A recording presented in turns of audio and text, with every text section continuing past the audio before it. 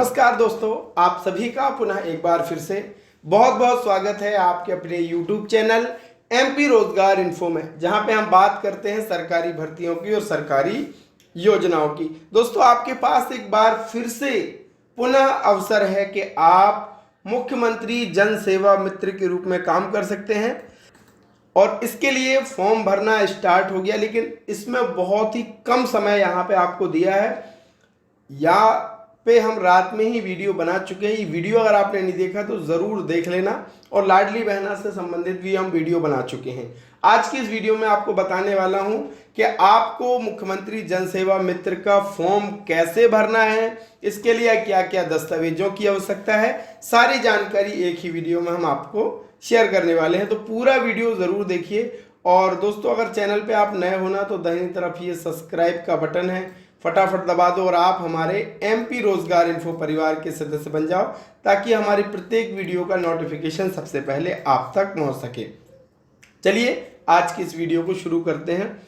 और यहाँ पे अब आप थोड़ा सा ध्यान रखें कि जो आवेदन करने की अंतिम तिथि रखी गई है वो रखी गई है 6 अप्रैल 2023 दोपहर 2 बजे तक आप फॉर्म जमा कर सकते हैं। तो चलिए अब फॉर्म कैसे भरना है वो हम जान लेते हैं। इसके लिए यहाँ पे नीचे हम आ जाएंगे और आपको एक प्रारूप यहाँ पे दिया गया है, मुख्यमंत्री युवा इंटर्नशिप योजना और आवेदन पत्र। सबसे पहले यहाँ पे आपका आवेदक का पूरा नाम, यानी आपकी जो मार्कशीट में लिखा हुआ है नाम, वही नाम आपको यहाँ पे दर्ज करना है। पिताजी का नाम भी जो लिखा है वही दर्ज करना है, माताजी का नाम। अब यहाँ पे जन्म तिथि आपको लिख देनी है, जो भी आपका दिनांक, महीना और वर्ष हो वो लिख दें। 1 अप्रैल की गणना में आपकी आयु कितने साल की होती, कितने साल के आप हो गए भाई, 28, 29, 27, वो आपको यहाँ पे गणना करके लिख लेनी है। इसके बाद आपका जेंडर, यहाँ पे महिला पुरुष हैं आप वो लिख दीजिए। मोबाइल नंबर अपना फिल कर दीजिए। इसके बाद ईमेल आईडी अपना लिख दीजिए। इस पे कोई गलती मत कीजिएगा।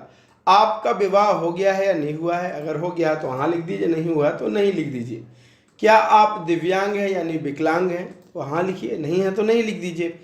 किस श्रेणी से हैं, सामान्य, अनुसूचित जाति, अनुसूचित जनजाति, अन्य पिछड़ा वर्ग, जिस भी वर्ग से हैं आप यहाँ पे लिख दीजिए। मान लीजिए अन्य पिछड़ा वर्ग से हैं तो यहाँ पे अन्य पिछड़ा वर्ग लिख दीजिए। समग्र आईडी, आपकी जो सदस्य आईडी है 9 अंकों की, वो आपको यहाँ पे दर्ज करनी है। इसके बाद आधार कार्ड नंबर सभी के पास उपलब्ध है तो वो नंबर भी आपको यहाँ पे भर देना है। इसके बाद वर्तमान निवास का पता, जो आपके आधार कार्ड में पता दर्ज है वही पता आपको यहाँ पे लिखने की आवश्यकता है, विथ पिन कोड। आपका पूरा पिन कोड भी होना चाहिए। ग्राम पंचायत आपका क्या है, गांव क्या है वो लिख दें। साथ ही स्थायी निवास का पता अगर एक ही है तो बस यहाँ पे हाँ पे टिक कर देना है आपको, तो ये हो जाएगा कि भाई आपका वर्तमान और स्थायी पता एक ही है। नीचे और आते हैं, स्थानीय निवास के जिले का नाम, यानी आप कहाँ पे रह रहे हैं उस जिले का नाम। आपका स्थानीय विकास खंड क्या है, ब्लॉक क्या है वो यहाँ पे लिख दें। आपके पास स्मार्टफोन है या नहीं, तो प्रायः सभी के पास होता है तो हाँ लिख दीजिए। आपके पास स्वयं का वाहन है या नहीं, अगर उपलब्ध है तो हाँ लिखिए, नहीं है तो नहीं लिख दीजिए।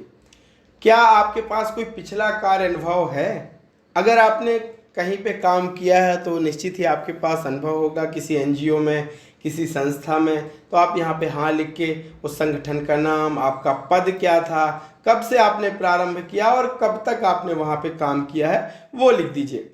इसके बाद शैक्षणिक योग्यता, अब आपकी यहाँ पे कक्षा 10वीं से लेकर के सारी डिटेल लिखनी है। अलग अलग खंड यहाँ पे दिए हैं, तो यहाँ पे उत्तीर्ण का वर्ष लिख दीजिए, किस बोर्ड से आपने पास की, MP बोर्ड, ओपन बोर्ड, जो भी है। और यहाँ पे प्राप्तांक प्रतिशत, कुल कितने प्रतिशत आपके उस परीक्षा में बने हैं वो लिख दीजिए।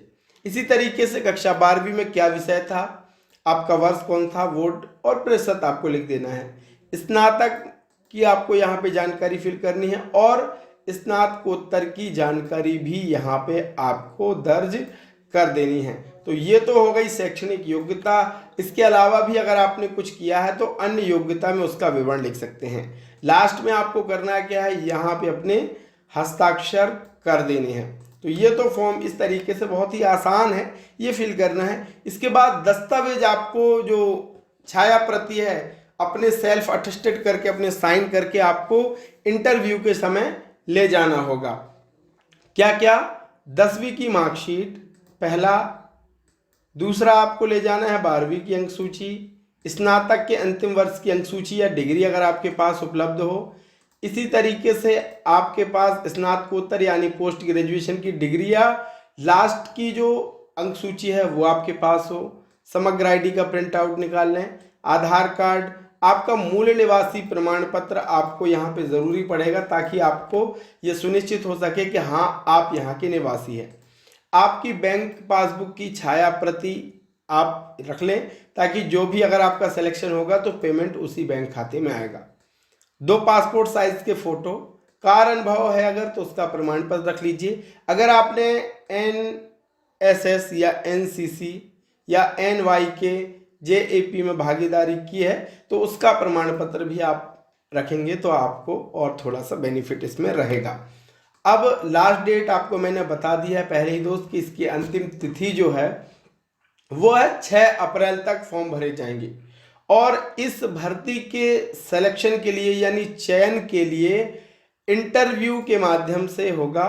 तो जो भी आवेदक हैं उनका साक्षात्कार यानी इंटरव्यू 8 अप्रैल 2023 को सुबह 11 बजे से प्रारंभ होगा और शाम के 5 बजे तक ये चलने वाला है। तो आपको नियत तिथि के भीतर नियत स्थान पर, अब ये कहाँ पे होगा तो आपके जिले मुख्यालय पे होगा। और ये फॉर्म कहाँ जमा करना है तो आपको ध्यान रखना है दोस्त, कलेक्ट्रेट जो भी आपका संबंधित जिला कलेक्ट्रेट में पदस्थ CM फेलो जो वहाँ पे अधिकारी हैं CM फेलो, उनके पास आपको आवेदन जमा करना है और जहाँ पे आपका इंटरव्यू होगा वो आपको सूचित कर दिया जाएगा। और ये 8 अप्रैल को आपके जिला मुख्यालय पर ही आयोजित किए जाएंगे। तो आपके पास एक अवसर है मुख्यमंत्री जनसेवा मित्र बनने का। अब इंटरव्यू की तैयारी कैसे करें ताकि आपका, देखिए मैं भी एक जनसेवा मित्र हूँ, मेरा भी चयन हुआ है। जब पिछली बार वैकेंसी आई थी तो मैंने फॉर्म भरा, मेरा चयन हुआ है। तो अगर आप ज़्यादा से ज़्यादा कमेंट करेंगे तो मैं इस पर वीडियो लेकर के आऊँगा कि किस तरीके से आप इंटरव्यू की तैयारी करें। अभी आपके पास 3 दिन है, 8 तारीख को ये इंटरव्यू होना है। तो आप तैयारी कर लेंगे तो निश्चित ही आपको इसमें सफलता मिल सकती है और आप एक मुख्यमंत्री जनसेवा मित्र के रूप में काम कर सकते हैं, अपने क्षेत्र में लोगों की मदद कर सकते हैं और सेवा का ये काम भी कर सकते हैं और पैसा भी कमा सकते हैं। तो मिलेंगे एक नई वीडियो नई जानकारी के साथ, तब तक के लिए बहुत बहुत धन्यवाद। जय राम जी।